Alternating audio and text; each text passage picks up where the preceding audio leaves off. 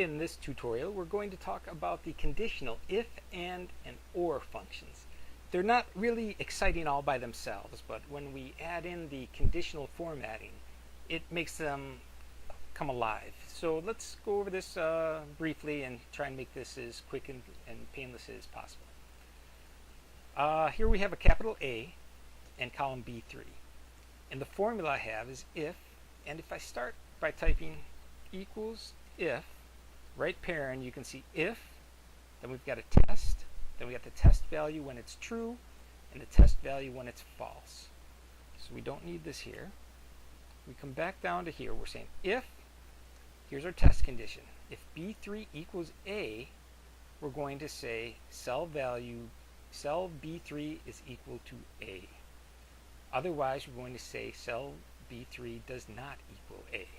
Here we've got a capital A, we see that it's equal to A.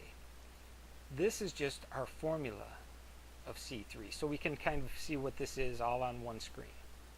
And here we're saying if B4 is equal to A, we write it, and it's not equal to A because it's a lowercase a, not an uppercase A. Now the same thing happens with numbers.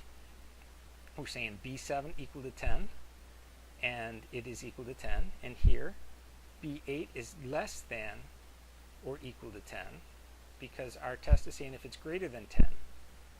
So we're saying that it is, but we don't know if it's equal or less than 10. But in here, down in C11, we're saying if B11 is greater than 10, we say that it's greater. But if it's not greater, we have another if. So we have an if inside. We call it nesting. An if nested within another if. So if it's not greater than 10, we say, is it equal to 10? If it is, we do the true, which is equal to 10. If it's false, we do the false. Then we have the parent for this if, and then we have the right parent for the other if.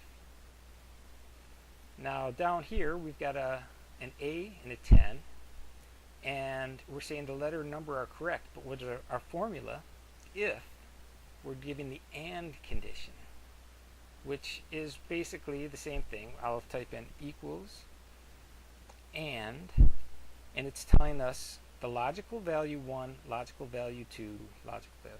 So we're saying if 15 is equal to A and B15 equals 10, we say the numbers and the letters are correct. And if it's false, we say numbers and letters are not correct. So if we change either one of these, see, it's not correct. But if we go back to A, it is. So both of these have to be correct to make this thing true. The one below, we're using the OR and the same numbers. We're saying or A18 equals A or B18 equals 10. So if I change this to a lowercase, it doesn't matter. It's A. If I make this 10, then the letter and numbers are correct. But either one, just one of the two have to be correct. In this example with the AND, they both have to be correct. So that is the basics of the AND, the OR, and the if. And you can nest the ifs, and you can put the ANDs inside. And I think you can only go like 3 deep.